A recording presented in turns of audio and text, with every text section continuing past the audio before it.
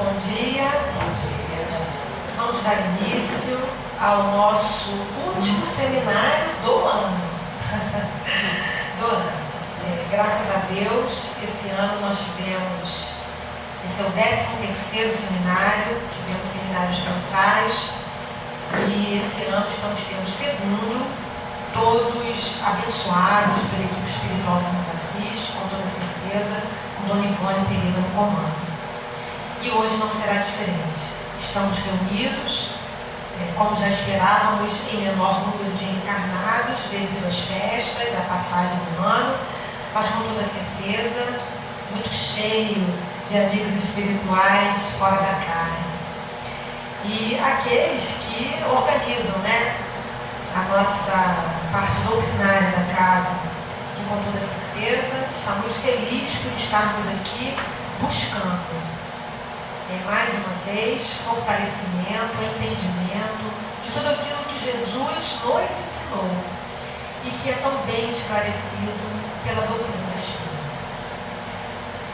Nosso seminário de hoje será apresentado pela nossa colega, pela nossa pareceira, Ana Lúcia. A página inicial é da Revista Espírita,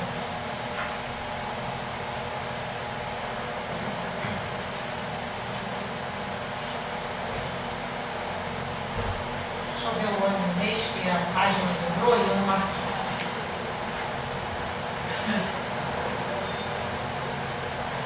É da Revista Espírita de fevereiro de 1863. Dissertações Espíritas. O título é Paz aos Homens de Boa Vontade.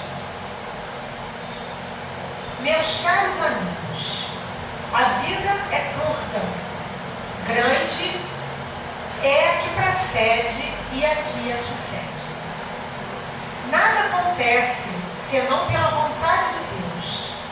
Nada é, portanto, senão legítima e alta justiça. Vossa miséria, quando vos aperta, é um mal merecido, uma punição, não tenhais dúvida, de faltas anteriores. Encarai-a bravamente e levai os olhos ao alto com resignação. A bênção e o alívio descerão. Por vezes vossos pesares são a prova pedida pelo vosso espírito e pelo próprio espírito, desejoso de chegar prontamente ao final, sempre imprevisto quando desencarnar. No momento em que o mundo se agita e sofre, em que as sociedades em busca do que é verdadeiro se estorce num parto laborioso, Deus permite que o Espiritismo, isto é, um raio da eterna verdade, desça das regiões altas a vos esclarecer. Nosso objetivo é mostrar-vos o caminho, mas vos deixar a liberdade. Isto é, o mérito e o demérito de vossas ações. Escutai-nos, pois, e ficai certos que a vossa felicidade é para nós uma viva preocupação. Se soubesses quanto vossas más ações nos afligem, quanto os vossos esforços para a lei de Deus nos enchem de alegria, o Senhor nos disse: servidores do meu império, apóstolos dedicados da minha lei, a todos levai a minha palavra, a todos explicai que a vida eterna será a dos que praticam o Evangelho. A todos os homens fazei entender que o bem, o belo, o grande, degraus de minha eternidade estão contidos numa palavra: amor. O Senhor nos disse: espíritos velozes, correi a todos, aos mais infelizes e aos mais felizes, do rei ao artesão, do fariseu ao que se queima a ferro, nós vamos a todos os lados e gritamos aos infelizes: resignação; aos felizes, caridade; humildade; aos reis, amor dos povos; ao artesão, respeito à lei. Meus amigos, no dia em que se fizer mais que nos escutar, isto é, no dia em que se praticarem os preceitos, não mais egoísmo, não mais inveja. Partindo daí, não mais misérias, não mais esse luxo que o verme que rói a sociedade e a destrói. Não mais esses erros morais que perturbam as consciências. Não mais revoluções, não mais sangue. Não mais esse triste preconceito que fez crer em muito tempo nas famílias principescas, para as quais o povo era coisa e que elas eram outro de outro sangue. Não mais nada senão a felicidade. Vossos governos serão bons porque os governantes e governados terão aproveitado o Espiritismo. As ciências e as artes, levadas nas asas da divina caridade, elevar-se-ão a uma altura que não suspeitais. Vosso clima saneado pelos trabalhos agrícolas, vossas colheitas mais abundantes, as palavras tão profundas de igualdade e fraternidade, enfim, interpretadas sem nenhum sonho a despojar aquele que possui, realizarão, vou-lo afirmo, as promessas do vosso Deus. Paz, disse o Cristo aos homens de boa vontade: não tivestes a paz porque não tivestes a boa vontade. A boa vontade, tanto para os pobres quanto para os ricos, chama-se caridade. Há caridade moral, como há caridade material. E não a tivestes, e o pobre foi culpado quanto o rico. Escutai-me bem, crede e amai. Amai, muito será perdoado a quem muito amou. Crede, a fé transporta montanhas. Prudência e doçura no apostolado novo. Vossa melhor prédica será o bom exemplo. Lamentai os cegos, os que não querem ver a luz. Lamentai, mas não censureis. Orai, meus amigos, e a bênção de Deus será com as vossas almas. O facho da vida radia de todos os lados do horizonte. Iluminam-se faróis. A tempestade vai sacudir e talvez quebrar os barcos. Mas o piloto, que sobre a vaga furiosa olhar sempre o farol, chegará à praia. E o Senhor lhe dirá: paz aos homens de boa vontade. Sê bendito, tu que amaste. Sê feliz, pois trabalhaste pela felicidade de ontem, meu filho, a cada um segundo as suas obras. O Espírito não se identificou com o antigo magistrado. Me desculpem o tamanho do texto, mas ele é muito lindo. Vamos orar. Deus nosso Pai, Jesus nosso Mestre, agradecemos, Senhor, por mais essa oportunidade de estarmos em Tua casa, em Tua presença. E pedimos, Senhor, esteja conosco, nos auxiliando a refletirmos e a impregnarmos tudo aquilo que será estudado na manhã de hoje. E que possamos sair daqui nos esforçando em aplicarmos tudo, Senhor, do Seu Evangelho, explicado pela doutrina espírita em nossas vidas. Que assim seja, Senhor. Graças a Deus. Com a palavra, Ana Lúcia.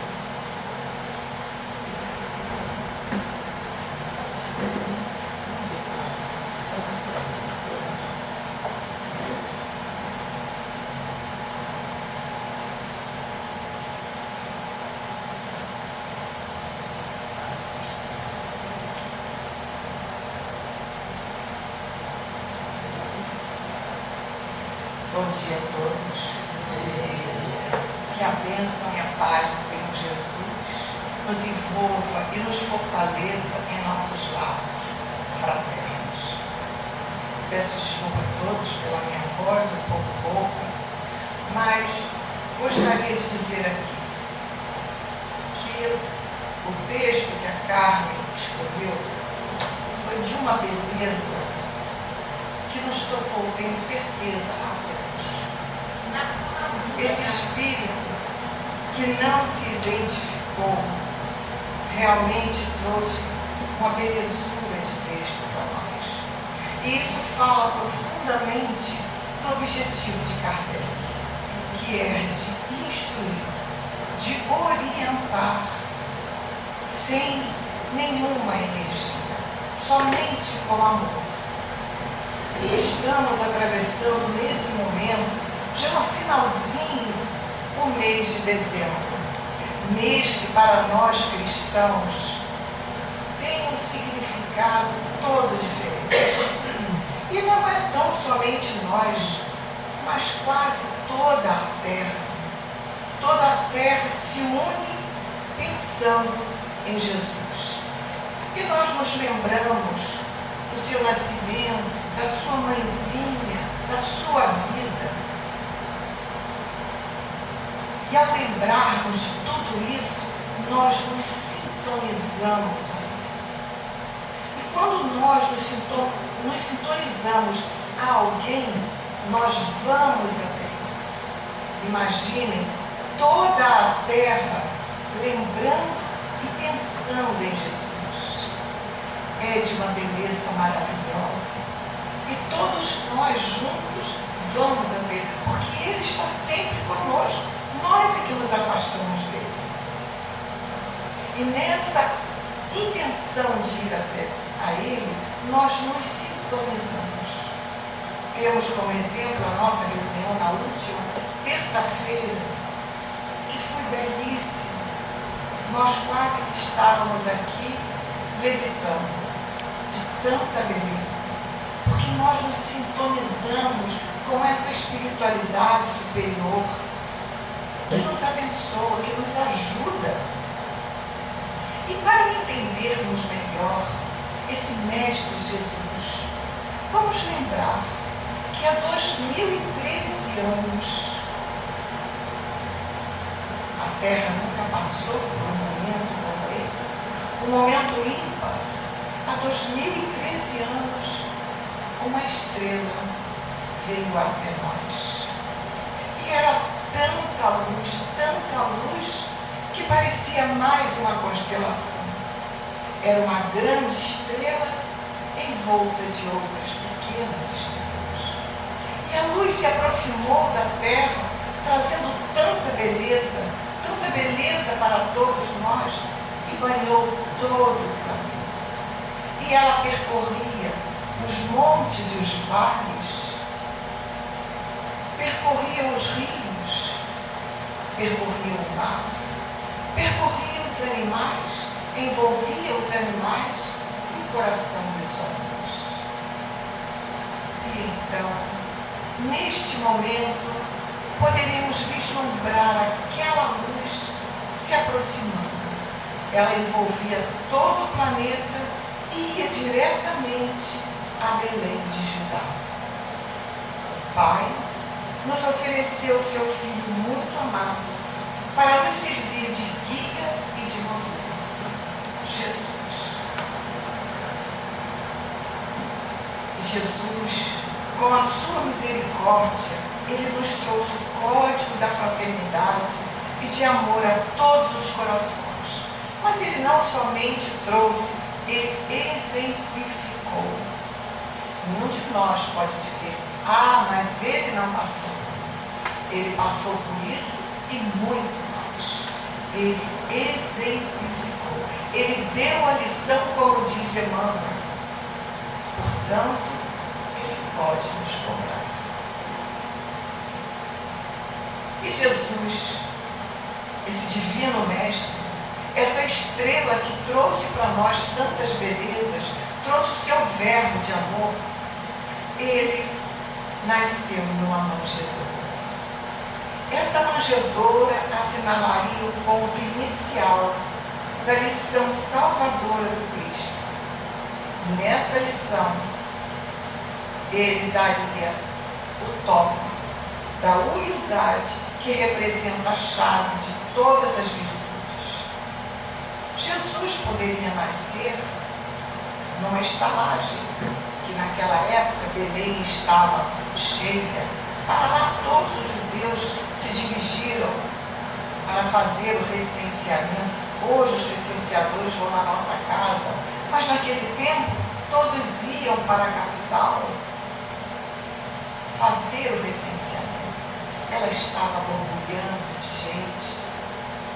E Maria, sentadinha no seu burrinho, puxada com José, lá estava Maria, caminhando, procurando um lugar onde ela pudesse ter o seu bebê. Como disse, ela poderia ter ido para uma estalagem, mas ali não era o lugar propício, não era o lugar preparado para Jesus nascer. Em primeiro lugar, porque eram quartos acanhados, escuros. Em segundo, terceiro, quarto lugares, a estalagem era lugar de bebedeira, sexo, jogatina, conversas de nível muito baixo. Jesus não poderia ali chegar, naquele ambiente hostil. Jesus precisava de um ambiente largo, imenso, para ali caber a sua aura. Porque a aura de Jesus, aquela estrela de primeira grandeza, precisava de um ambiente imenso para ali chegar. Jesus também poderia ter ido para um lindo jardim, nascido num berço todo enfeitado, bonito, perfumado, até de ouro. Mas ele quis nos dar a sua primeira lição, a da humildade. Escolheu nascer numa manjedoura, ali num estábulo.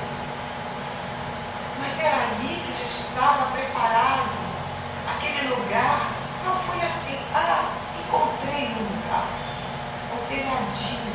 Não, aquele lugar já estava preparado para receber Jesus. Porque os animais, os vegetais, os minerais enviavam um magnetismo que, juntamente com o magnetismo do cosmos, o magnetismo estelar, ele dissipava todas as vibrações pesadas naquele lugar, naquela cidade que borbulhava de gente. E assim deveria ser. Aqueles animais que aparentemente hostis, eles protegeriam Jesus, protegeriam Maria, sua mãezinha. Estariam junto de José.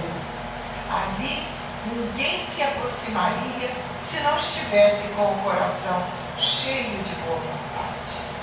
E Jesus percorreu aquela cidade, aquele local, aquele ambiente, levando para todas aquelas pessoas, levando a sua lição de amor, o seu verbo de amor. Jesus levantou caídos, Jesus curou enfermos, Jesus protegeu aqueles fracos e oprimidos.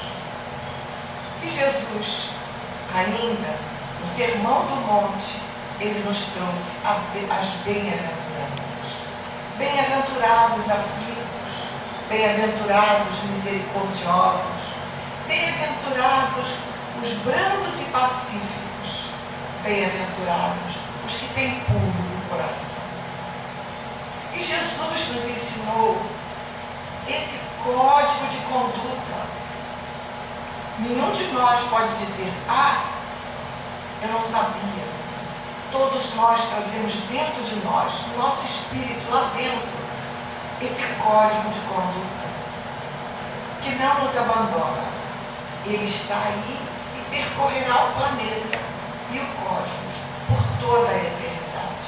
Nós poderemos até nem conhecer as bem-aventuranças, mas quando ouvimos alguém dizer bem-aventurados, nós nos lembramos de Jesus, porque está dentro de nós, gravado em nossas almas. E Jesus também nos disse: eu não vim destruir a lei, mas dar-lhe cumprimento. Jesus não veio modificar nada, porque Moisés já tinha vindo modificar. Ele veio nos trazer o seu verbo de amor, veio nos ensinar a amar. E aqueles que tivessem olhos de ver, que vissem, que tivessem ouvidos para ouvir, que ouvissem. E aqueles que tiveram, ouviram. Os que não tiveram, estamos nós ainda aqui. Já aprendendo o Consolador prometido. E Jesus também nos disse: eu sou o caminho, a verdade e a vida. E ninguém vai ao Pai senão por mim. Quando Jesus aqui na terra esteve, ele nos distribuiu um convite. E nesse convite estava escrito na capa, no envelope: amai-vos. E quando a gente abria o convite, estava lá, como eu fiz abrir. Esse convite, muitos abriram, muitos fizeram uso para o grande festim que ele nos convidava. Outros tantos, como nós outros, guardamos o convite. Só agora estamos abrindo. Outros ainda estão com ele lá guardado. Mas ele nos convidou a todos. A cada um ele entregou o convite. A cada um foi entregue o convite. O convite não era individual. Era para caminharmos em humanidade. Mas cada um recebeu o seu. Ninguém pode dizer que não foi convidado. Todos nós fomos convidados, mas uns aceitaram, outros não. Outros não deram importância e guardaram o convite. Mas Jesus também nos disse: conhecereis a verdade e a verdade vos libertará. Jesus disse isso porque naquele tempo, aquele povo ainda tribal não tinha condições de entender a verdade. Jesus veio primeiramente colocar a semente do amor naqueles corações ainda embrutecidos. Porque se ele fizesse o contrário, viesse primeiro trazer as verdades e colocasse ali naqueles corações, para posteriormente ensinarmos a amar, nós poderíamos fazer mau uso das verdades que ele nos trouxe. Então ele primeiro, já nos conhecendo, ele nos ensinou a amar. Plantou a sementinha do amor naqueles corações ainda endurecidos, para mais à frente ensinarmos as verdades. E ele deu-nos um tempo, quase 2000 anos se passaram, para que fôssemos nos adaptando, nos preparando, deixando crescer aquela sementinha e outros tantos deixá-la nascer, para ouvirmos as verdades. Então, algum tempo depois, Jesus permitiu que viesse entre nós o Consolador prometido. Jesus já havia permitido que o tempo predito estava a chegar. O tempo era aqui. A Europa estava vivendo momentos difíceis e muitos espíritos já haviam reencarnado nesse tempo para nos trazer as lembranças do amor divino. Outros tantos vieram preparar o terreno da França. E aí, já no final do século XVIII, a Europa era invadida por lutas renovadoras. Isso nos diz Emmanuel. Mas como assim lutas renovadoras? Sim, lutas renovadoras, para poder receber o Consolador. Porque naquela época havia duas grandes castas divididas. A dos poderosos e a grande casta do povo oprimido, que não era dado a ele nada saber, nada conhecer para continuar de cabeça baixa.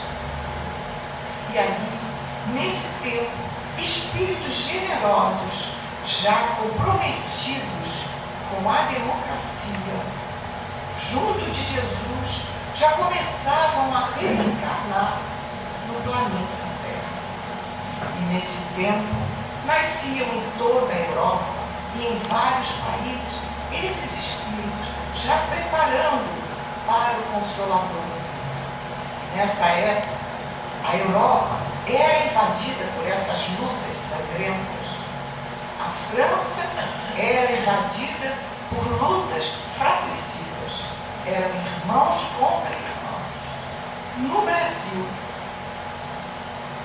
Tiradentes era reformado.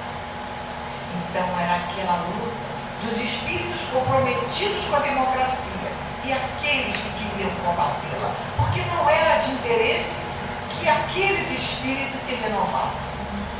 E nessa época,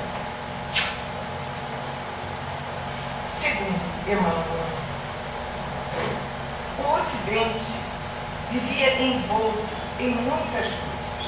E nesses tempos, por isso mesmo, apelos ardentes eram elevados a Jesus para pedir a Ele socorro para aqueles povos, para aquelas nações em que a luta era intensa.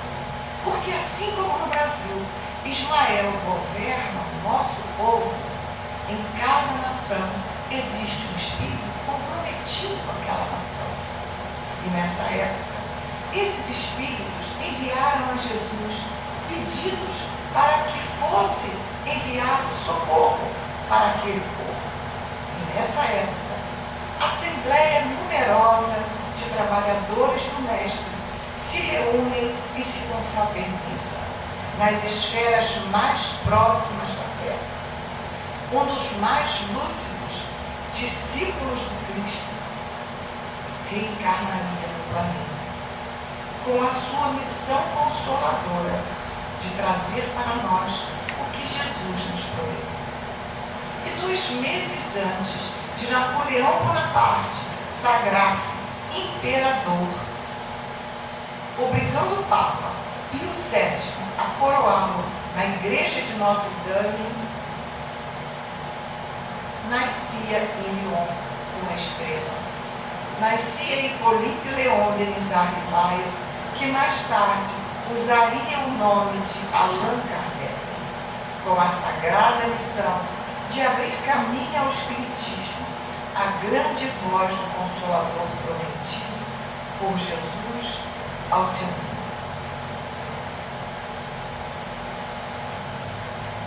O jovem, a criança, Hippolyte, ele fez junto de seus pais, ainda na cidade de Lyon, os seus primeiros estudos. A sua família era abastada, gente conhecida não só em Lyon como em Paris. Era uma família muito respeitada, de advogados e de magistrados. Então, por isso, como era de hábito, todas as crianças naquele tempo eram orientadas, educadas em casa por preceptores. Só que, aos 10 anos, o jovem Hippolyte foi levado para fazer os seus estudos, seus primeiros estudos, fora da sua casa. Foi levado para o Instituto de Yverdon, na Suíça. Seu pai, o senhor Jean-Baptiste Rivail e a senhora Jeanne Louise levaram-o para continuar seus estudos. E naquela época, só ia para o Instituto de Yverdon só os pais que tinham muitas condições, porque era na Suíça, era um castelo, e para lá só iam aqueles que podiam manter seus filhos ali. E todos aqueles que podiam e os que não podiam se esforçavam para isso.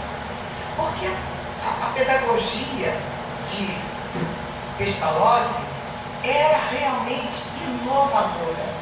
Porque ele não só estudava o que tinha que ser estudado, mas as crianças trabalhavam com o seu dia a dia. Trabalhavam com a horta, com a astronomia, trabalhavam com os animais, trabalhavam com o seu dia a dia. Então, nesse período, os jovens moravam no castelo de Ívero, juntamente com os seus jovens professores. E eles tinham uma vida de muita disciplina e de muito estudo. Acordavam muito cedo, estudavam e só à noite podiam descansar. Aos 24 anos, o nosso jovem Rivaio, já possuidor de uma serenidade, segurança e precisão de estilo, já havia se encantado pela educação, diferentemente de seus antepassados.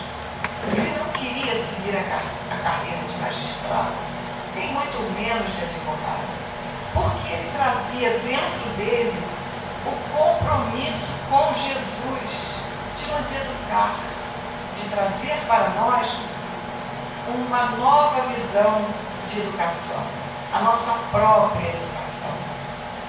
Nós iríamos nos autoeducar através do Consolador prometido. E o idealismo juvenil de se dedicar à causa da educação surgiu em seu espírito científico e pesquisador por sua concepção de vida. Gente, pense bem, esse espírito amoroso já trazia dentro dele aquela retidão. Ele não se perdeu. Ele poderia se perder, mas ele não se perdeu. Mas para Kardec conseguir todo esse conhecimento, ele teve que ter muita disciplina, uma força de vontade intensa e objetiva. E ele trazia ainda dentro dele a grande oportunidade de dirigir o colégio de Ívero quando Pestalozzi viajava. Então ele tinha o conhecimento da educação e da direção. Então ele sabia muito bem para onde conduzir o trabalho que ele iria fazer futuramente. Hoje, seu pensamento sistematizou a pedagogia espírita. Nós, na casa espírita, não evangelizamos as crianças assim. Eu tenho essa ideia, eu tenho essa ideia. Não. Nós evangelizamos as crianças com o que diz a doutrina, mas utilizando o que cada cabecinha traz para nós. Porque muitas vezes algumas crianças têm ideias diferentes, muitas vezes o jovem tem concepções de vida diferentes. E nós vamos orientando as crianças dentro da bagagem de cada um. Lógico, não esquecendo do grupo, daquele grupo que ali está, dentro daquela faixa etária. Então, hoje nós trouxemos aqui algo que para mim soou inteiramente diferente. Eu adquiri esse livro, vou levantar bem para que todos possam ver. Ele tem o título de Textos Pedagógicos, mas ele não fala, esse livro fala da pedagogia de Kardec. É a tese dele sobre educação. Mas essa coleção fala de outros educadores, Rousseau e tantos outros, cada um com seu livro. Mas esse fala-nos exatamente da pedagogia de Kardec. Eu adquiri este livro em 98. E a partir daí, de vez em quando, eu leio ele. Ao mesmo tempo que ele tem uma educação que nos faz ficar impressionadas, porque ele escreveu essa tese aos 24 anos. E nós ficamos boquiaberta da beleza que esse jovem nos traz. Na contracapa, ainda mostra aqui, ainda no francês, como era a tese. Acho que pela luz vocês não podem ver, mas se depois alguém quiser manusear, esteja à vontade. A contracapa do nosso livro e a capa da tese dele, ainda no francês. E Kardec, esse jovem, ainda aos 24 anos, nos deixou esta coisa maravilhosa. Foi uma tradução de Dora Encontro. E ela nos diz aqui, na contracapa, ela nos diz assim: a maioria, na sala especial onde se examinam as obras raras, ela estava na França e quis ver os textos de Kardec. Então, primeiramente, ela pegou aqueles textos que o professor Rivaio tinha escrito, que eram sobre educação, e depois ela conseguiu chegar até a tese sobre educação, até chegar às obras de Allan Kardec. E quando ela pegou nessa tese, ela também ficou encantada. E ela nos diz, na apresentação da tese: na sala especial onde se examinam as obras raras, debruçamo-nos emocionadas sobre aqueles livros amarelados. Era mais do que a satisfação do pesquisador.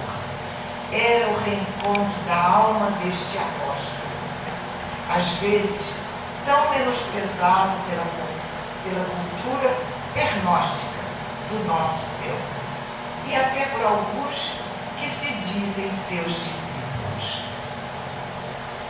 E ela começa logo adiante a mostrar, a traduzir aquela tese sobre educação, que o jovem professor Rivaio, aos 24, ou melhor, é o professor Rivaio mesmo, o jovem Hipólito, ele entendia, a sua concepção de vida entendia sobre educação.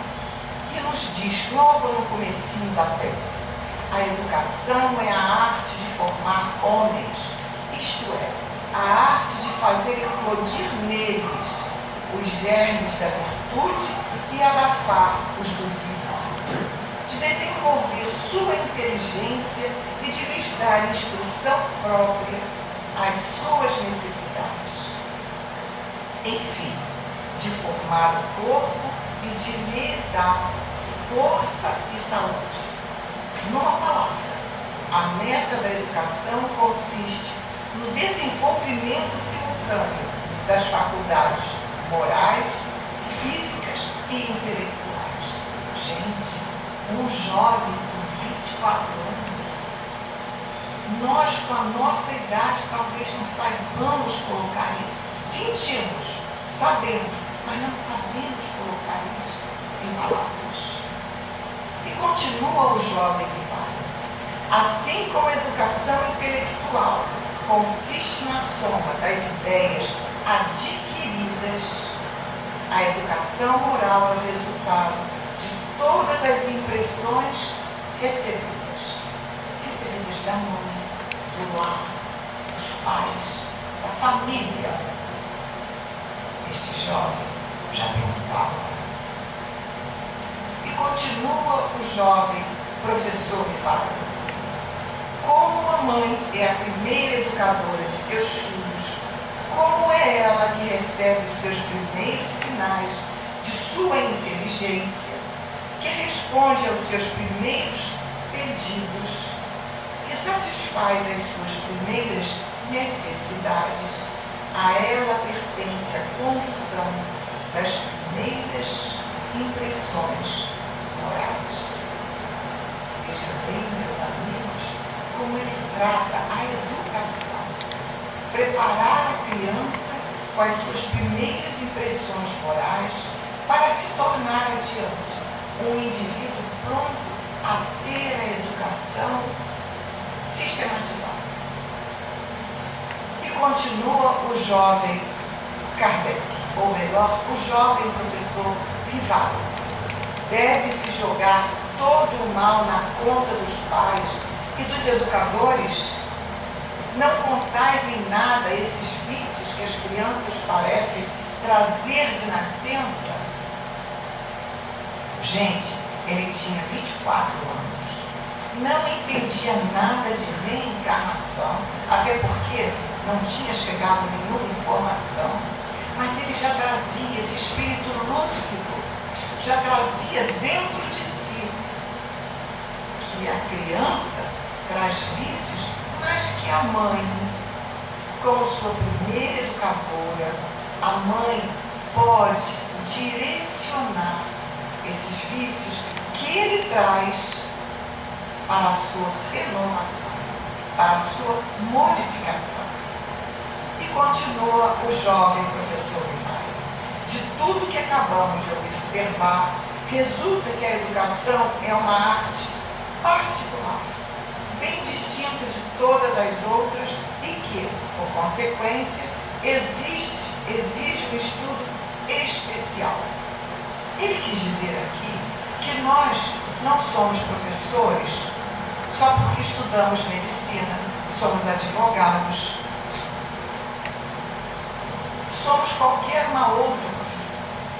Segundo ele aqui, nós somos professores porque devemos nos preparar para sermos professores, para entendermos a alma infantil.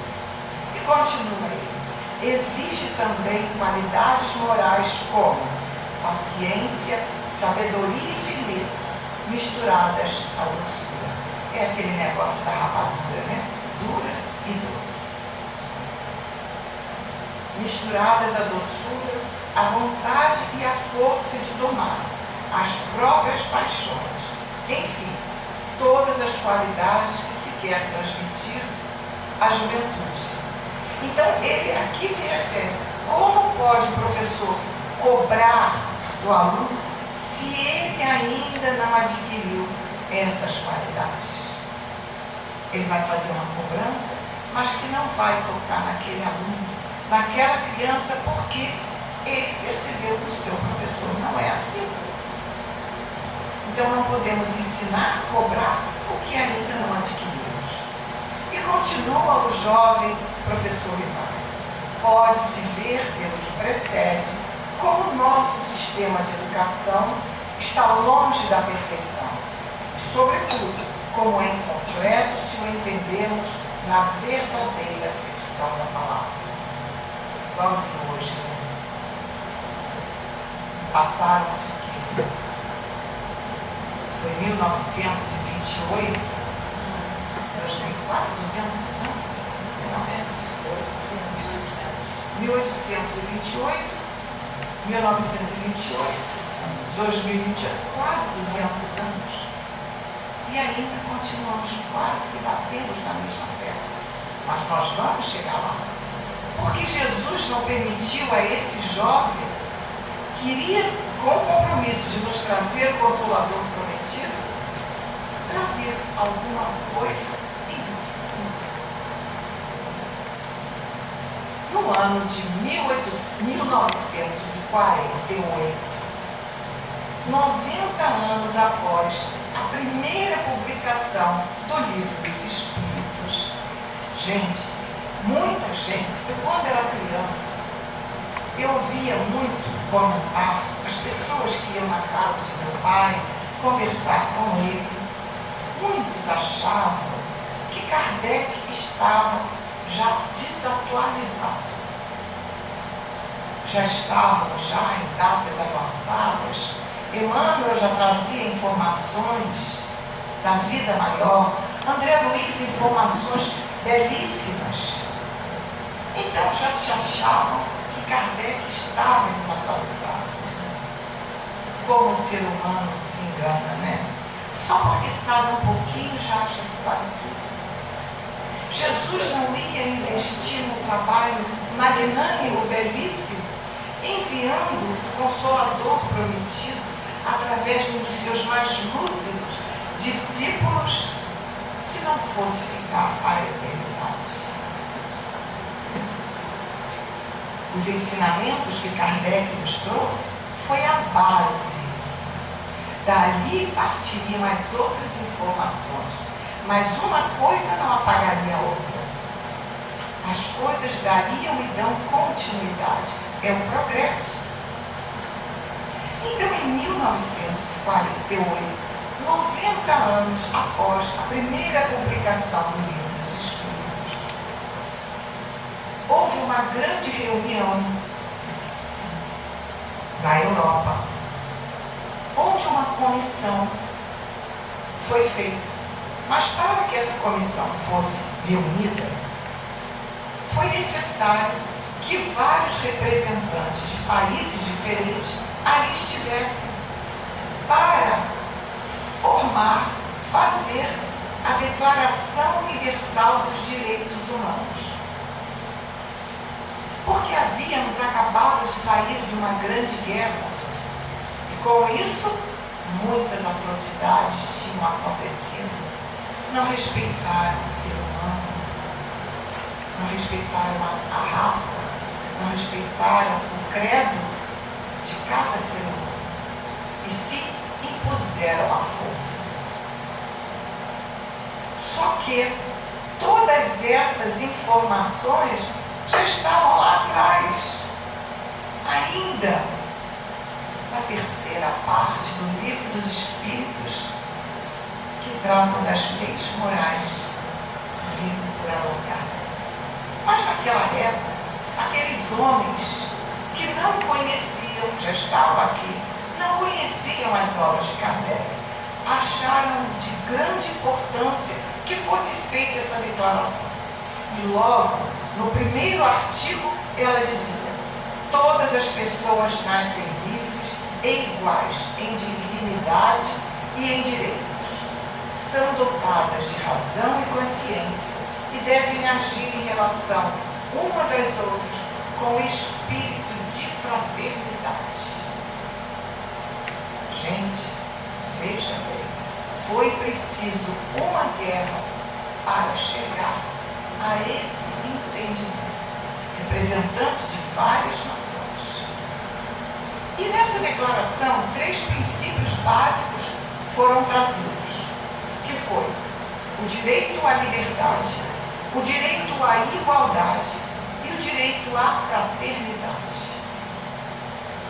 E isso deveria valer para todas as nações, pelo menos para aquelas que assinaram a declaração.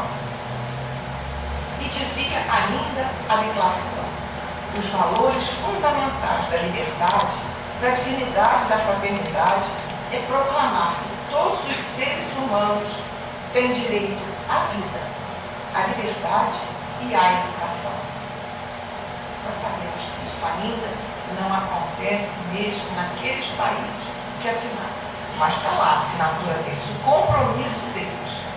E hoje eu já vi, na televisão, atores comprometidos em se reunir para novamente levantar essa bandeira, a bandeira dos direitos humanos que não está sendo atendida. E encerra essa declaração dizendo: a essência dos direitos humanos é o direito a ter dignidade. Veja bem, meus amigos, como Kardec é atual. Porque lá atrás, na terceira parte, friso de novo, Livro dos Espíritos, no capítulo que trata das leis morais, está lá escrito, diz Kardec, da lei natural ou divina, da lei de adoração, da lei do trabalho, da lei de conservação, da lei de destruição, da lei de sociedade, da lei do progresso e da lei de igualdade, liberdade, de justiça, amor e caridade, ou lei da fraternidade. Gente, 90 anos antes da Declaração dos Direitos Humanos, Kardec já falava nessas leis. E dizia Kardec, da lei de igualdade, aqueles que lembraram o que diz a declaração, é só puxar na internet. Diz Kardec: todos os homens estão submetidos às mesmas leis da natureza. Todos nascem igualmente fracos, acham-se sujeitos às mesmas dores, e o corpo do rico se destrói como o do pobre. Deus a nenhum homem concedeu superioridade natural, nem pelo nascimento, nem pela morte. Todos aos seus olhos são iguais. E continua Kardec: a desigualdade desaparecerá quando o egoísmo e o orgulho deixarem de predominar. Egoísmo na lei de igualdade.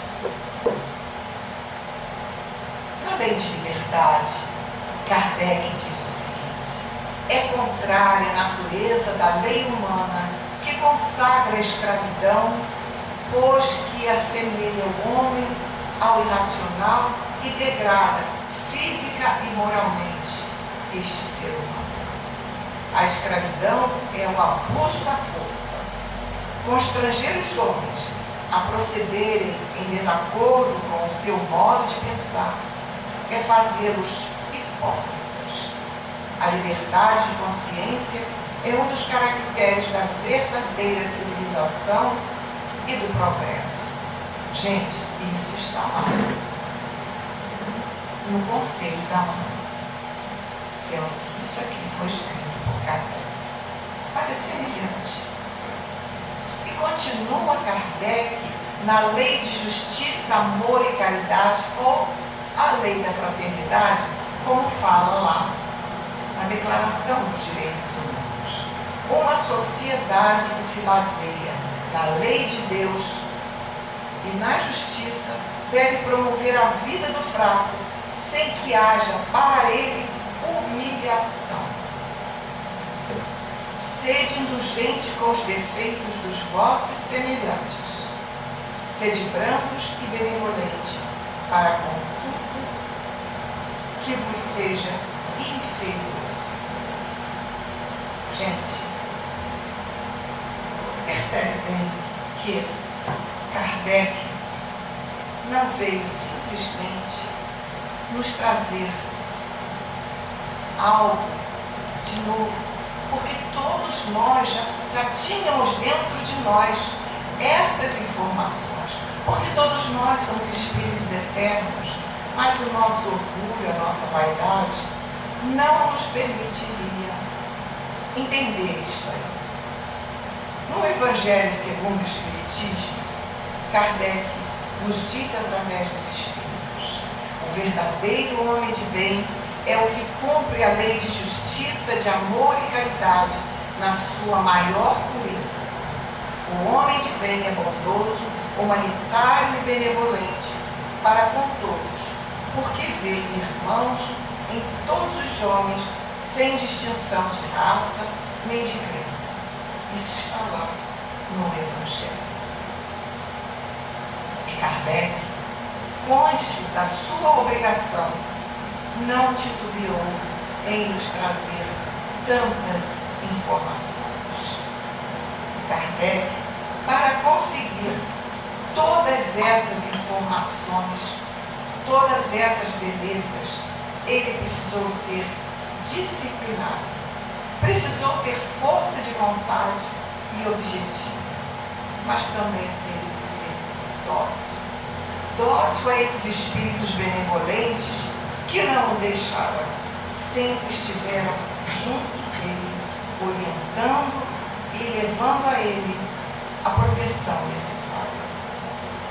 E Kardec, logo no início do seu trabalho, ele recebeu a informação de que teria que trabalhar com afinco, comprometido com tudo que ele iria receber.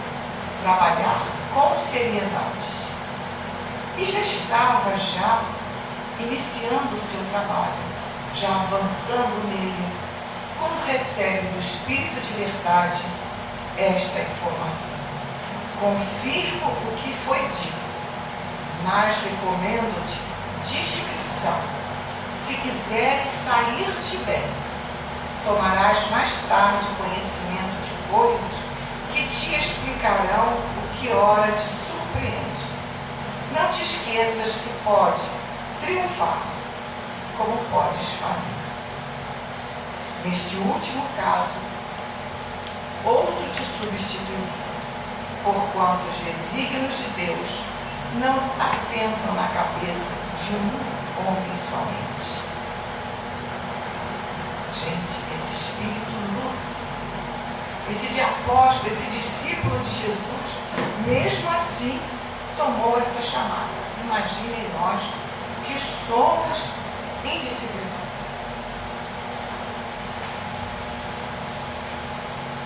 E Jesus começou a trabalhar com aquele homem, fazendo com que ele entendesse as belezas do trabalho que ele iria fazer. Não foi fácil. Ele foi atacado, ele foi invadida a sua privacidade, mas ele se manteve íntegro, porque junto dele, no coração dele, estava o compromisso com Jesus. Diz as obras, árduo trabalho de compilar, separar, comparar, condensar e coordenar as comunicações espíritas recebidas. Só poderia ser realizado por um sábio como Rivaio. E a ele foi delegada essa ingente tarefa. Imaginem Kardec na madrugada, na luz de vela. Não tinha a luz que hoje nós conhecemos. A luz de vela, numa mesa imensa, separando várias comunicações, lendo cada uma, separando. Isto pode ser verdade, isto não pode. E aonde tinha dúvida, Kardec não separava, porque ele estava envolvido com a espiritualidade. Espíritos luminosos, superintendidos por Jesus, estavam junto dele para que ele separasse as coisas certas. Porque naquele tempo, muitas comunicações aconteciam e também muitas invenções. Era o período mais luminoso da Terra, porque muitas invenções eram feitas naquele tempo, final, meado, digamos assim, final não, meado do século XIX. Muitas invenções eram feitas, textos filosóficos, políticos, mas também havia muitos que inventavam. E ele tinha que ter muito cuidado com a fraude, porque um erro deixaria perder todo o que Jesus lhe ensinou. Muitos ali trabalhavam só para se projetar. Eram os falsos filósofos, os falsos inventores. E Kardec, já sabedor disso, tinha prudência. Trabalhava durante a noite, compilando, separando todas aquelas informações. E, depois de algum tempo, no dia 11 de setembro de 1856, antes da publicação do Livro dos Espíritos, Kardec recebe uma comunicação na casa do Senhor Budã, assinada por muitos espíritos. E ela diz: compreendeste bem o objetivo do teu trabalho? Deu aquela sacudida nele. Compreendeste bem o motivo do teu trabalho? O plano está bem concebido. Estamos satisfeitos contigo. Continua. Mas lembra-te, sobretudo quando a obra se achar concluída, de que te recomendamos que a mandes imprimir e propagar. É de utilidade geral. Estamos satisfeitos e nunca te abandonaremos. Crê em Deus e avante. E Kardec, com o cansaço físico, mas a coragem, a firmeza em Jesus Cristo, seguiu em frente, seguiu avante e publicou o Livro dos Espíritos, que logo se propagou por toda a Europa e por por todo mundo. Todos queriam conhecer aquela boa nova, aquela informação que trazia novas informações para aquelas pessoas que já tinham o coração pronto, já estavam na hora de ouvir as verdades que Jesus, lá há 2000 anos, nos falou, em trazer o Consolador prometido. Conhecereis a verdade e a verdade vos libertará. E nós hoje aqui já conhecemos a verdade. Portanto, está em nossas mãos. Nós somos autodidatas, já na fase adulta, porque nós procuramos o caminho, o ensinamento que nós quisermos. No ano de 1977, a ONU resolveu prestigiar as mulheres. Porque as mulheres naquele tempo, do final do século XIX, entrando no século XX, mas nesse último, as mulheres lutavam para ser aceitas na sociedade. Porque as mulheres naquele tempo só podiam ser professoras. E olhe lá, no máximo. Outras nem sabiam ler e escrever. Outras tantas nem assinar o próprio nome. A minha própria mãe, meu avô, que era fazendeiro, morava lá no interior do Espírito Santo. Ela só veio assinar o nome quando veio para o Rio de Janeiro aos 15 anos. Aí veio aprender a estudar. Porque para o entender do meu avô, mulher não precisava estudar. Mulher era feita para procriar e para cuidar da casa. E para educar os filhos até uma certa idade. Então, em 1977, a ONU resolveu prestigiar as mulheres. E escolheu o dia 8 de março para ser considerado o Dia Internacional da Mulher. Mas, lá atrás, no Livro dos Espíritos, há quase 200 anos, aqui há quase 100, há um pouquinho mais de 150 anos, não é isso? Um pouquinho mais de 150 anos. Kardec já prestigiava as mulheres. Por quê? Kardec já sabia, já entendia que ora nós viemos mulheres, ora envergamos na vestimenta de homens. E por que sermos consideradas inferiores quando estamos na vestimenta de mulher? E sermos endeusada, compreendida, ouvida quando estamos na vestimenta de homem? Somos o mesmo espírito. Mas lá atrás Kardec já dizia isso. Mas para nós, para aqueles que não leram Kardec, esse dia foi importante. E dizia no Livro dos Espíritos, diz no Livro dos Espíritos, na questão 818, Kardec pergunta: de onde provém a inferioridade moral da mulher em certos países? Porque no Ocidente, as mulheres hoje vivem um outro tipo de vida. Mas naquele tempo, no próprio Ocidente, a mulher também era renegada ao ostracismo. E responde os espíritos: do predomínio injusto e cruel que sobre ela assumiu o homem. E é o resultado das instituições sociais e do abuso da força sobre a fraqueza. Entre homens moralmente pouco adiantados, a força faz o direito. Ainda hoje, na África, no Oriente Médio, ainda vemos essa situação. Mas também lá irá mudar. A luz está chegando também para eles. As mulheres lá já estão se movimentando, porque o homem e a mulher têm que caminhar ombro a ombro, lado a lado. envolvidos no mesmo pensar para fortalecer a família.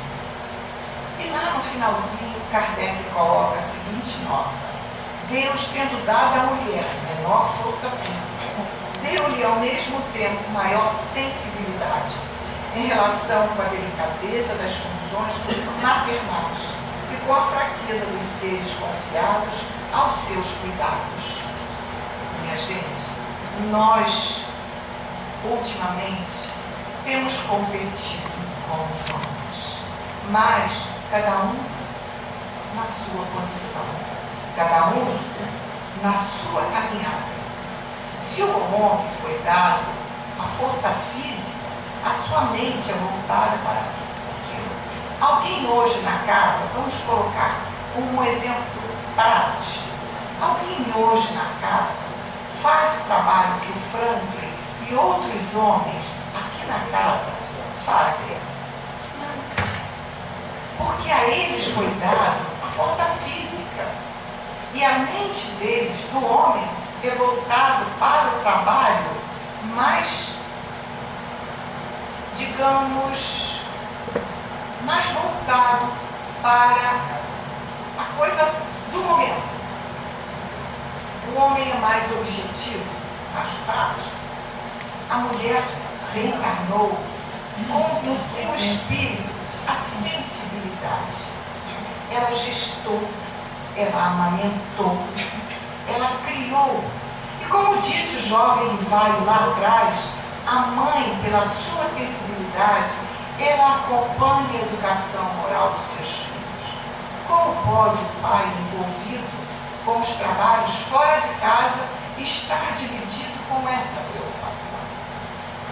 Mas não queremos dizer aqui que a mulher não deva ter o seu trabalho fora de casa. O mundo progride, mas ela não deve deixar de lado essa primeira função que o pai deu a ela, que é de trazer ao mundo os espíritos, de amá-los, de educá-los e de encaminhá-los. E após, ela segue a sua tarefa na terra, de trabalhar, de ganhar a vida, enfim, e aquelas que dá para fazer a mesma coisa que ela faça, mas que jamais abandone a tarefa que foi dada, acima de tudo, por Jesus.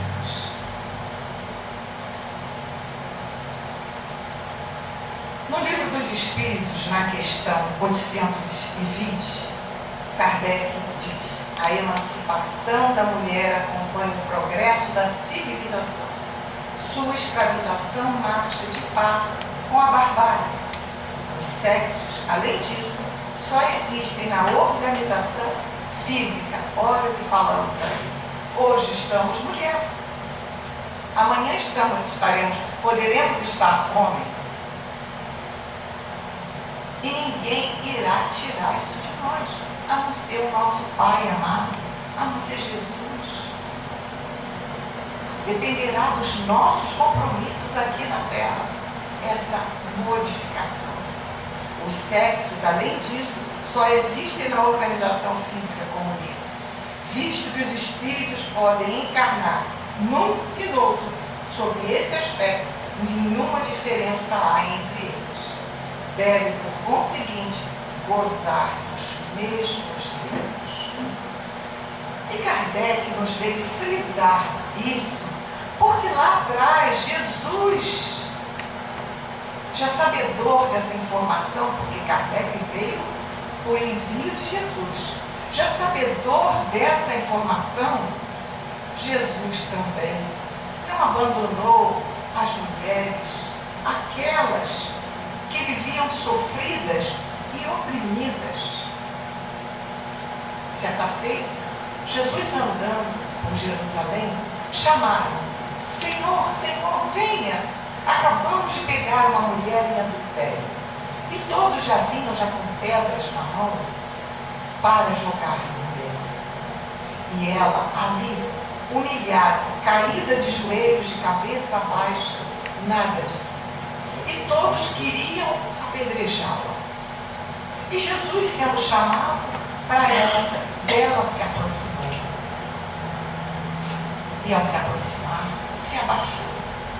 E ao se abaixar, todos achavam que Jesus ia também pegar uma pedra. Mas Jesus começou a escrever na terra.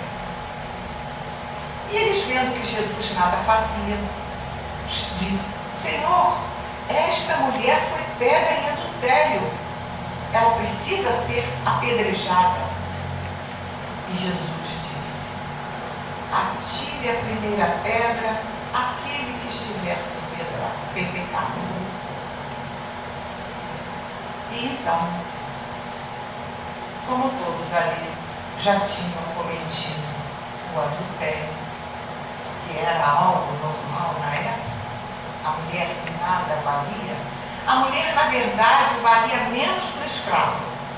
Um escravo judeu, ela valia tanto quanto um escravo estrangeiro, mas valia menos que um escravo judeu. Um escravo judeu tinha mais regalia que a mulher. Então, por isso, todos ali já haviam estado em adultério. E quando Jesus disse: atire a primeira pedra aquele que estiver sem pecado, todos foram saindo de fininho, devagarinho, jogando no chão as pedras, de forma bem discreta, para ninguém perceber. E os mais velhos foram os primeiros a sair. E depois que todos tinham se retirado, Jesus olha para a mulher, que ainda de cabeça baixa estava, e Jesus diz: mulher, ninguém te condenou, eu também não te condeno. Vá e não peques mais. Jesus, naquela hora, Jesus defendeu o fraco e o oprimido. E o fraco e o oprimido era aquela mulher, naquele caso, era aquela mulher. Muitas vezes ele defendeu o fraco e o oprimido, mas naquele momento, aquela mulher era o fraco e o oprimido. Mas Jesus também atendeu a outras mulheres, levantou, fortaleceu a outras mulheres. Jesus, certa feita, ia para Jerusalém. E para chegar em Jerusalém, ele tinha que passar pela cidade de Samaria. E ali ele encontrou uma mulher, tirando água do poço e enchendo a ânfora. Tirando água do poço e enchendo a ânfora. E Jesus dela se aproximou e disse: mulher, dá-me de beber. E a mulher se assustou. Como ela poderia dar a água àquele mestre, àquele Jesus, àquele profeta? Ela que era mulher e era samaritana, duplamente inferior, porque como mulher, as mulheres se consideravam inferiores. E as samaritanas eram duplamente inferior, porque o povo samaritano era considerado um povo inferior pelos judeus. E ela, duplamente inferior, dá água a Jesus. E ela disse: Senhor, como posso eu lhe dar água? Eu que sou mulher e sou samaritana. E Jesus lhe disse: mulher, dá-me de beber. E ela então pegou a água e deu a Jesus. E Jesus bebeu aquela água da vida e transmitiu àquela mulher o fortalecimento que ela precisava. O fortalecimento de sentir que ela não era tão inferior assim. Que ela era mulher, mas não era nenhum ser inferior. E Jesus lhe disse: vá a Samaria e diga a todos que encontrar que você me deu água, para que todos a ouçam e aprendam a respeitá-la. Já naquele tempo, Jesus foi o primeiro feminista, foi o primeiro a defender a mulher. Mais à frente, algum tempo passando, Jesus pregando no lago de Genezaré, em praça pública do Horto, Jesus foi procurado, certa vez, por uma mulher. Ela precisava muito conversar com Jesus. E Jesus lhe pergunta: o que deseja? E ela diz a Jesus: Senhor, meu nome é Joana de Cusa. Eu venho, Senhor, lhe falar das minhas dores morais, das minhas amarguras, porque meu marido, intendente de Herodes, ele não aceita, não me permite estar aqui ouvindo. Eu só quero ouvir por Jesus, mas ele não me permite estar aqui. Ele só quer saber das religiões, das crenças que lhe tragam lucro ou prestígio. E como a sua doutrina não traz isso, ensina somente o amor, eu preciso, Jesus, que o Senhor faça com que aquele homem entenda a sua doutrina de amor, a sua doutrina de beleza, como eu entendo. E Jesus diz a Joana: teu esposo não te compreende, a alma sensível? Ama-o mesmo assim. Não te acharias ligada a ele se não houvesse razão justa. Ser fiel, Joana, a Deus, amando e compreendendo teu esposo no mundo como se fora teu filho. E Joana ouviu aquelas palavras e sentiu seu coração encher-se de força, de ânimo, de coragem.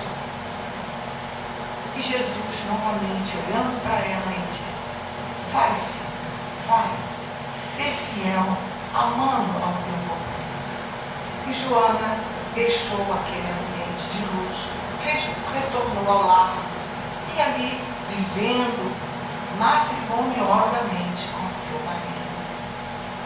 Pouco depois, ele veio desencarnar. E Joana, com isso, teve mais liberdade de seguir a crença de Jesus.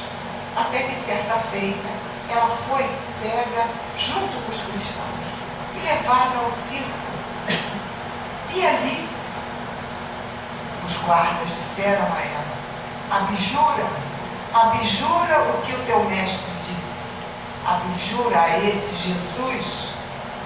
E ela disse: não abjura. E o seu filho, ainda pequeno, lhe disse: abjura, mãe, abjura. E ela disse: não, filho, nós conhecemos Jesus e estamos com ele. Vamos encontrá-lo em breve. Logo depois, eles soltam as feras e Joana desencarna junto com os outros cristãos.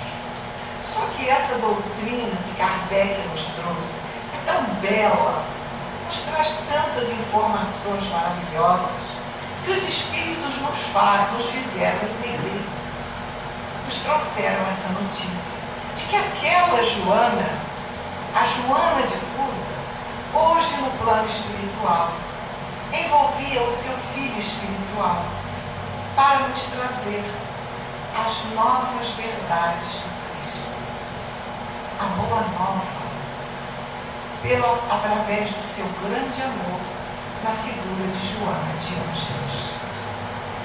Então, Divaldo, seu filho espiritual, nos traz essas mensagens maravilhosas.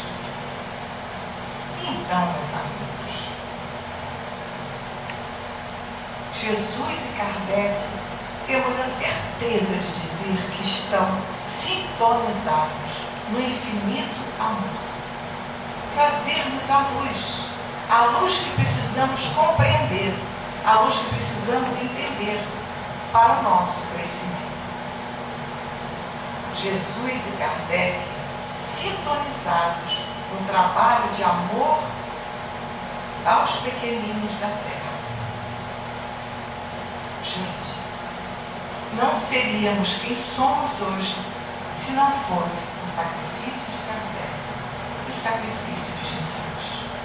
Jesus plantou a semente, Kardec nos mostrou o caminho. No Livro dos Espíritos, na questão 55, vamos ver Kardec perguntando aos espíritos. Até isso, Kardec se preocupou. São habitados todos os globos que se movem no espaço? E Kardec e os espíritos respondem: sim. E o homem terreno está longe de ser, como supõe, o primeiro em inteligência, em bondade e em perfeição. Aqueles que acompanham os jornais hoje em dia estão vendo um grande movimento nos vários programas de televisão, muita gente querendo entender se nós estamos sendo visitados por seres extraterrestres. Eles estão vindo à Terra, o que ele vem fazer? Existe mundo habitado? Esses seres realmente existem? E existe grande burburinho, né?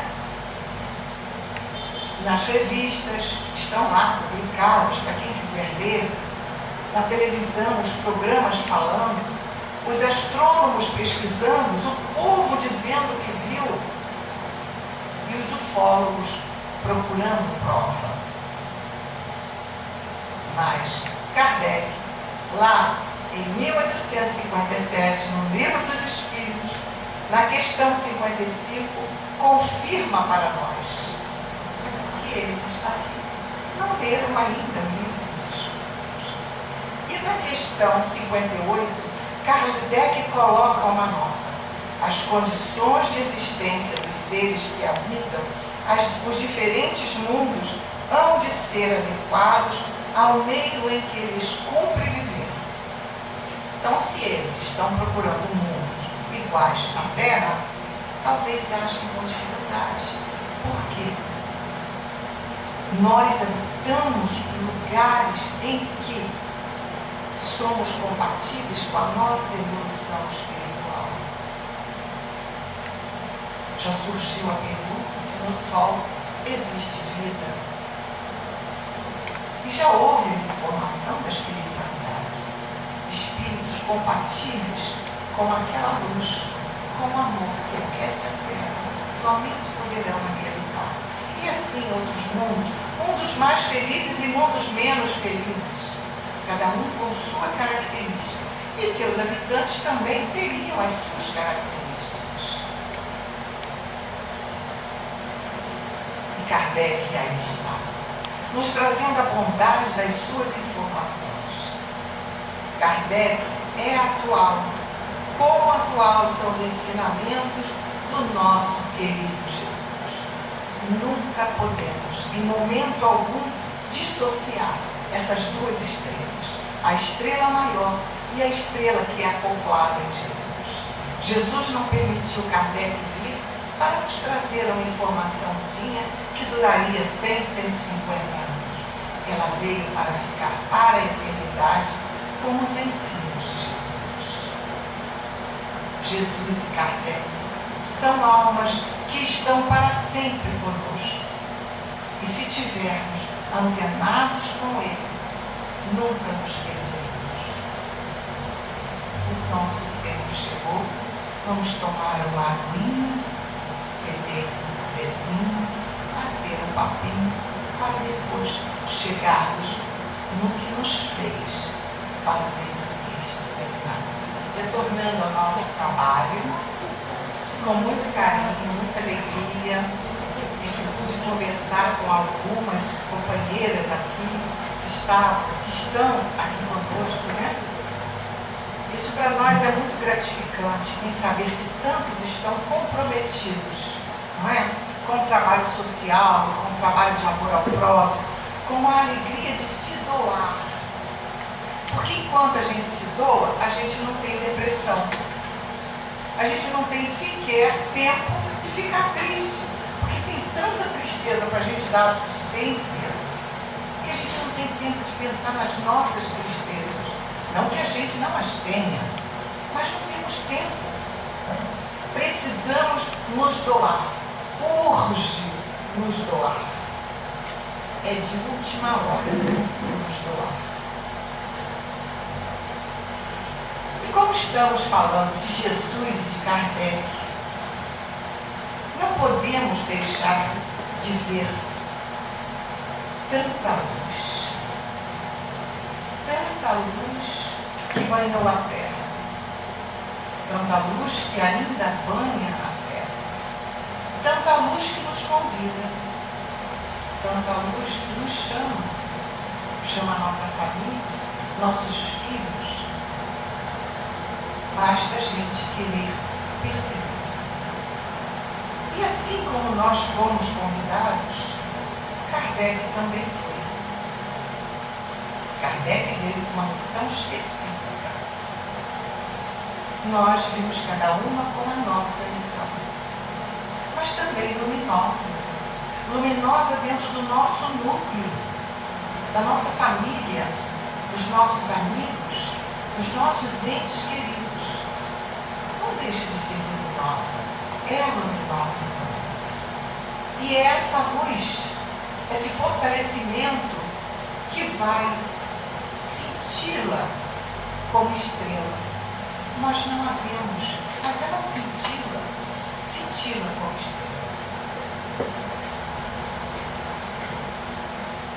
E quando Kardec foi convidado, o Espírito Verdade disse para ele: não te esqueças que podes triunfar, como podes falir. Neste último caso, outro te substituiria, porquanto os desígnios de Deus não assentam na cabeça de um único homem. E Kardec sentia isso. E nós também sentimos a força da nossa missão, do nosso compromisso com Jesus, seja na casa espírita, seja com nossos filhos, com nossos pais, com nossos companheiros, que muitas vezes achamos o companheiro é tão difícil, mas nós também somos difíceis. Lembremos de Joana de Cusa, que Jesus disse: olhe teu marido como se fosse seu filho. E aí dizemos também ao companheiro: olhe a tua companheira como se fosse tua filha. E é assim que nós vamos aprendendo, nós vamos crescendo, um ao lado do outro, nos fortalecendo. Kardec, esse espírito lúcido, assumiu o seu apostolado, comandado por Jesus, nosso mestre amado. E podemos dizer, através dos amigos espirituais: Jesus, o mestre, Kardec, o discípulo. E foi através dessa mensagem que foi o motivo do nosso seminário. Nós jamais poderemos dizer que Jesus está afastado de Kardec, ou melhor, que Kardec está afastado de Jesus, que um e o outro são independentes. Não. Kardec é a continuação de Jesus. Jamais poderemos nem pensar, que dirá falar. E se alguma pessoa equivocadamente expressar para nós, não. Nós poderemos dizer o que eu vou dizer agora. Quando eu preparei este seminário, eu fui procurar na literatura espírita não somente uma mensagem, mas várias mensagens que falassem de Jesus e Kardec ao mesmo tempo. E temos várias, na literatura espírita temos várias, para que não houvesse dúvida. Não houvesse dúvida alguma. Jesus e Kardec estão plenamente sintonizados. E foi em Emmanuel que nós encontramos maior número de mensagens. Emmanuel ama tanto Jesus, assim como Vinícius, assim como outros espíritos, assim como nós. Como ama Jesus, talvez por aquele erro lá no passado, como Publio Lentulus, em que ele virou as costas para Jesus. Talvez traga em seu coração a vontade de falar de Jesus, de louvar Jesus, de dizer a todos os corações que Jesus é nosso Mestre, nosso amigo. E vamos encontrar lá na mensagem que ele nos traz. Diz o seguinte: ante a revelação divina, assevera Jesus: eu não vim destruir a lei. E reafirma Allan Kardec. Também o Espiritismo diz: não venho destruir a lei cristã, mas dar-lhe execução. Perante a grandeza da vida, exclama o Divino Mestre: há muitas moradas na casa do meu Pai. E Allan Kardec acentua: a casa de meu Pai é o universo, e as diferentes moradas são os mundos que circundam o espaço infinito e oferece aos espíritos que neles reencarnam moradas correspondentes ao adiantamento que lhes é próprio. Exalçando a lei de amor que rege o destino de todas as criaturas, advertiu o Senhor: amai-vos uns aos outros como eu vos amei. E Allan Kardec proclama: fora da caridade não há salvação. Destacando a necessidade do progresso para o conhecimento e para a virtude, recomenda o Cristo: não oculteis a candeia sob o alqueire. E Allan Kardec acrescenta: para ser proveitosa, tem a fé que ser ativa, não deve entorpecer-se. E é por isso que nós estamos aqui, trabalhando na casa espírita, para não entorpecer a nossa fé. Encarecendo o imperativo do esforço próprio, sentencia o Senhor: buscai e achareis. E Allan Kardec dispõe: ajuda a ti mesmo, que o céu te ajudará. Salientando o imperativo da educação, disse o excelso orientador: sede perfeitos, como é perfeito nosso Pai Celestial. Allan Kardec adiciona: reconhece-se o verdadeiro espírita pela sua transformação moral e pelos esforços que emprega para domar as suas inclinações infelizes. Sim, porque se aprendemos e não nos modificamos, de que vale a aprendizagem? Não é? E continua Emmanuel: enaltecendo o espírito de serviço, notificou o Eterno: meu Pai trabalha até hoje e eu trabalho também. E Allan Kardec confirma: se Deus tivesse isentado o homem do trabalho corpóreo, e se o houvesse isentado do trabalho da inteligência, seu espírito estaria permanecido na infância, no estado do instinto animal. Não haveria progresso, não é verdade? Estaríamos estagnados. E a Terra vai progredindo. Se não progredirmos, não alcançaremos o progresso da Terra. Iremos para um outro planeta que irá nos receber. E continua Emmanuel: louvando a responsabilidade, ponderou o Senhor: muito se pedirá a quem muito recebeu. E Kardec conclui: aos espíritas muito será pedido, porque muito amam receber. Gente, nos preparemos, porque nós sabemos. Então nós não podemos negar uma palavra amiga a quem nos procura. Não podemos dizer que estamos apressados, estamos corridos, porque nós conhecemos a verdade. E nós temos a obrigação de passar a verdade que nós já conhecemos para aqueles que precisam da nossa palavra, do nosso incentivo, do nosso ânimo. Porque Jesus disse: conhecereis a verdade e a verdade vos libertará. Nós vamos querer libertação só para nós? Não. Temos que estender a mão àquele que vem atrás. E Emmanuel continua,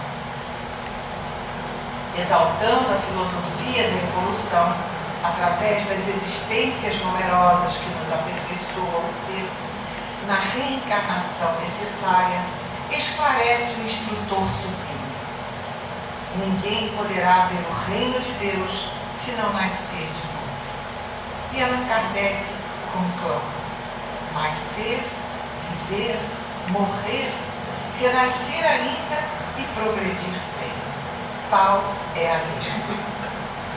Aqueles que têm dúvida, foi uma fala de Kardec.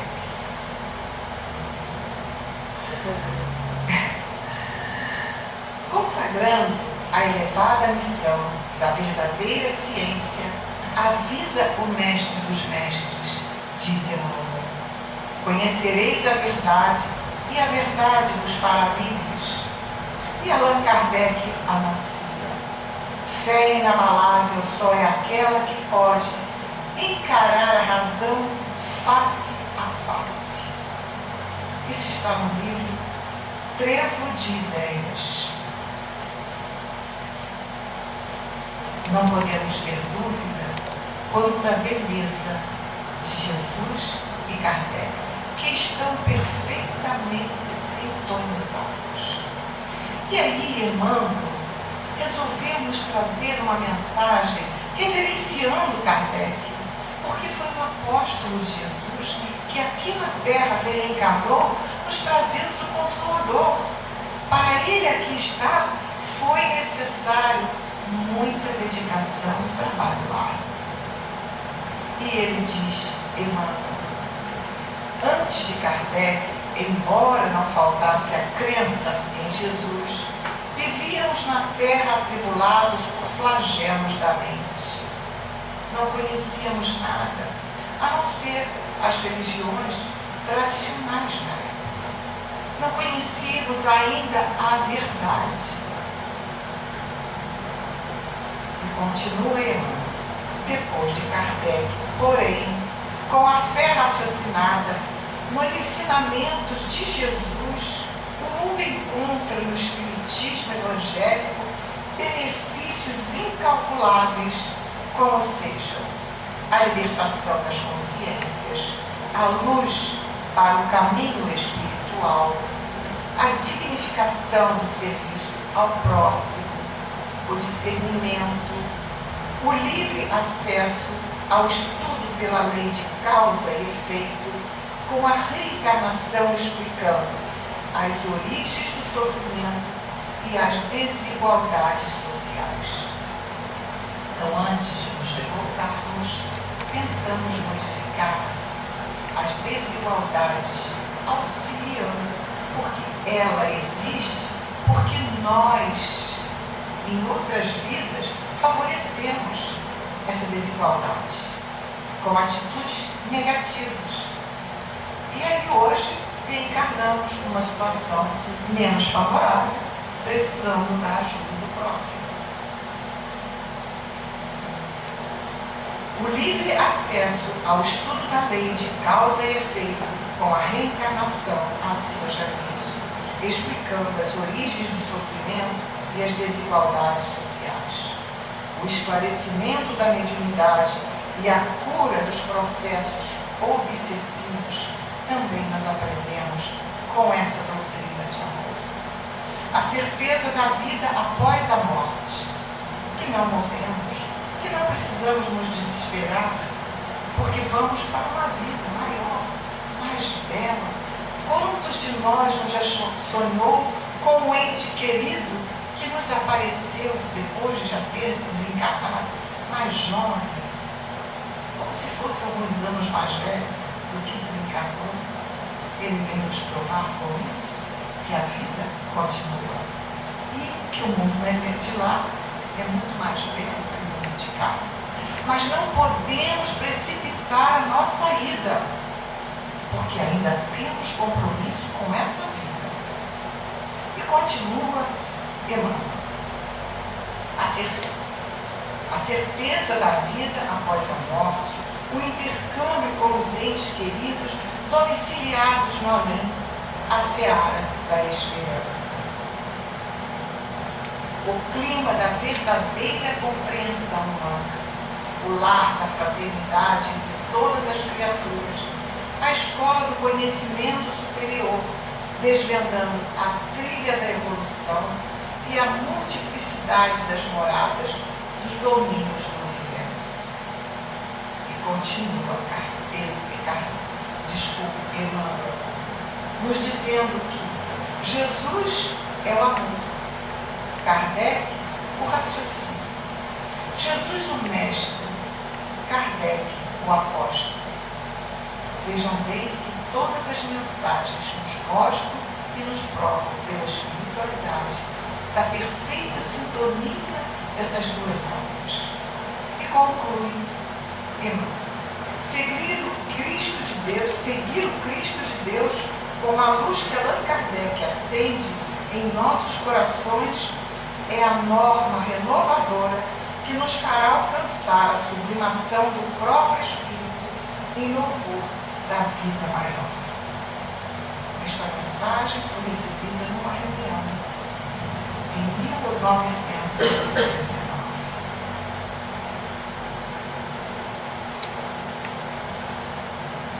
Jesus disse: que não saiba a vossa mão esquerda o que a mão direita faz. E Kardec ouviu e entendeu isso perfeitamente. Quase nenhum de nós sabe da caridade que Kardec fez, ou melhor, das caridades, da mão estendida, do amor ao próximo. Poucos de nós sabem. Porque olhamos para aquele retrato tão sisudo, tão sério, e achamos que ele é aquela sisudez, era aquela sisudez. Mas ele era puro amor, amor personificado. Naquela época, era norma, era moda, digamos assim, moda, tirar foto assim, sério, compenetrado, com a melhor roupa. E assim ele tirou. Mas ele não é aquilo ali. Se olharmos as fotos antigas, encontraremos Dom Pedro II, várias mulheres, com aquela pose séria, meio que de perfil, não sorrindo. Não era permitido sorrir naquela foto. Era feio. E é por isso que encontramos aquela foto tão séria, tão sisuda do nosso querido Kardec.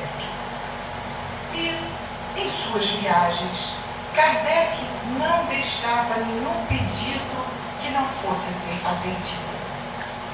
Ele, depois que publicou as obras espíritas e durante a publicação destas, ele viajava por vários países da Europa, fazendo palestras, levando as casas espíritas que eram fundadas ainda nas residências de alguns, a sua palavra de amor. E ali era procurado para que, fulano está precisando, fulano está necessitado, fulano está sem emprego, fulano está doente. E ele tirava do próprio bolso, das próprias economias, para ajudar. Poucos sabiam desse coração enorme de Kardec. Dava das suas economias o que podia para aliviar a penúria daqueles que o procuravam.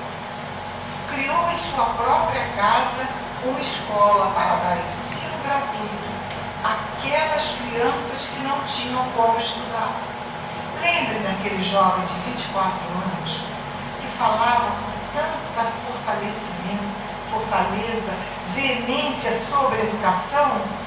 Agora Kardec fundava na própria casa uma escola para dar educação àquelas crianças que não tinham como estudar.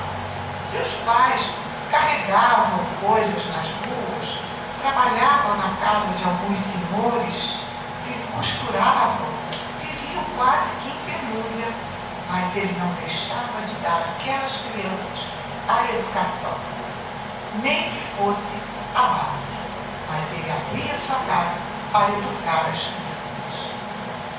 Essa alma tão luminosa, lúcida e boa, que sob a égide de Jesus aqui estava reencarnada, na figura de Allan Kardec, trazendo o bem a todos os que se aproximavam dele. Esse era Allan Kardec. E ele não estava só, a sua companheira também estava junto dele. Ela visitava hospitais, ela visitava enfermos na casa deles, levando a sua palavra de carinho. E Kardec ia junto, levando a palavra de fortalecimento àquelas almas sofridas e doidas. E no livro Opinião Espírita, que é uma obra ditada tanto por Emmanuel quanto por André Luiz, e psicografia de dois espíritos, Chico Xavier e Valdo Vieira, lá no finalzinho de uma mensagem nós tiramos, para não ficar muito extenso, algo que nos interessava muito enquanto espíritas. Diz a mensagem: refletindo em Jesus e Kardec, ficamos sem compreender a nossa inconsequência, ocupados, ou melhor, a nossa inconsequência, quando nos declaramos demasiadamente virtuosos. Nós somos os bons, ocupados, instruídos, ou somos tímidos, ou nos sentimos incapazes ou desiludidos para atender às obrigações que nos cabem na doutrina espírita. Gente, a casa está aberta para o trabalho, para o estudo. Não temos como trabalhar porque todos os serviços estão lotados. Não tem problema, vamos estudar. Daqui a pouco, por um motivo qualquer, o trabalho amplia, um companheiro com necessidade precisa ausentar, e nós já estamos ali no meio, estudando, aprendendo, fazendo amigos, fortalecendo a corrente de trabalho, e aí somos convocados. Você gostaria de trabalhar com a gente? E então, continua o nosso querido autor espiritual. Isso porque se eles, o mestre e o apóstolo da renovação humana, passarem entre os homens, sofrendo de lacerações, exemplificando o bem por amor à verdade, quando nós, consciências endividadas, fugimos de aprender e de servir em proveito próprio, indiscutivelmente estaremos, sem perceber, sob a hipnose da obsessão oculta, carregando equilíbrio por fora e loucura por dentro. Gente, isso é a auto-obsessão. Não podemos dizer, eu estou acompanhada do espírito que está não me deixando ficar na casa, está me deixando trabalhar. Não, isso é auto-obsessão. Quando a gente deixa o orgulho tomar conta, nos sentindo importante demais, ou então muito tímido, ou então muito pequeno. Não, nós não somos nada disso. Nós somos todos iguais. Lembre lá da lei de igualdade. Uns um pouco mais arrojados, né? Outros um pouco mais calados. Mas tudo isso é um exercício. É o exercício da fala, é o exercício do estudo, está dentro do conhecimento da doutrina. E, como disse, havia procurado nas obras espíritas qual espírito falava de Jesus e Kardec.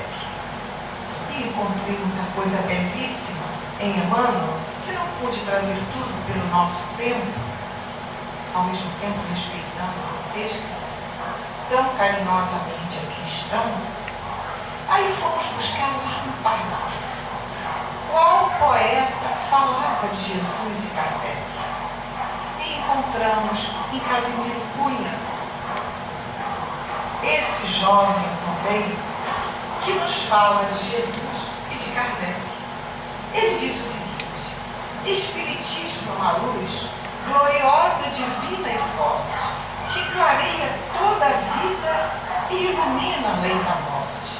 É uma fonte generosa de compreensão compassiva, derramando em toda parte o conforto da água viva. É tempo de caridade em que a virtude oficina e onde a bênção da bondade é flor de eterna alegria. É árvore verde e farta nos caminhos da esperança, aberta em flor e fruto de verdade e de bonança. É claridade bendita no bem que aniquila o mal, o chamamento sublime da vida espiritual. Se busca o Espiritismo,